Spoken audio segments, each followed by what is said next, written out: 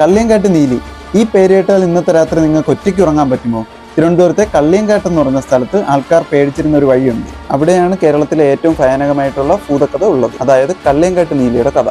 ഒരു കാലത്ത് മനുഷ്യയായിരുന്ന അവൾ വഞ്ചനയും ക്രൂരതയും കൊലയും സഹിക്കേണ്ടി വന്നിരുന്നു. മരണത്തിന് ശേഷം നീലിയായി, അതായത് പ്രതികാരത്തിന്റെ ആത്മാവായി മാറി. രാത്രിയിൽ യാത്ര ചെയ്യുന്ന പുരുഷന്മാരെ സുന്ദരിയായ സ്ത്രീയുടെ രൂപത്തിൽ അടുത്തേക്ക് വിളിക്കും. ചുവന്ന കണ്ണുകൾ, നീളൻ മുടി, വളഞ്ഞ കാലുകളുമായി അവൾ നിങ്ങളുടെ അടുത്തേക്ക് എത്തും. നീലി ഒരു ഭൂതമാവുന്നതിന് മുന്നേ അവൾ ഒരു സാധാരണക്കാരിയായ ജീവിതമായിരുന്നു അവളുടേത്. പക്ഷെ തന്റെ സൗന്ദര്യം കാരണം ഒരുപാട് പേര് അടുത്തു വരികയും അവളെ വഞ്ചിക്കപ്പെടുത്തുകയും ചെയ്തിരുന്നു. അവസാനം സ്നേഹം നടിച്ച് വഞ്ചിച്ച ഒരാൾ അവളെ ക്രൂരമായി കൊലപ്പെടുത്തുകയും കള്ളിയങ്കാട്ട് കാട്ടിലേക്ക് വലിച്ചെറിയുകയും ചെയ്തു. അന്യായമായ ആ മരണം അവളുടെ ആത്മാവിനെ ശാന്തതയില്ലാതെ. അവിടെ നിന്നാണ് അവളുടെ വേദന പ്രതികാരമായി മാറിയത്. എല്ലാവരും പറയും കള്ളിയങ്കാട്ട് നീലി മരിച്ചെന്ന്. പക്ഷെ സത്യം അതല്ല. ഒറ്റപ്പെടുന്ന മനുഷ്യരുടെ മനസ്സിൽ അവൾ എപ്പോഴും ഉണ്ടായിരിക്കും.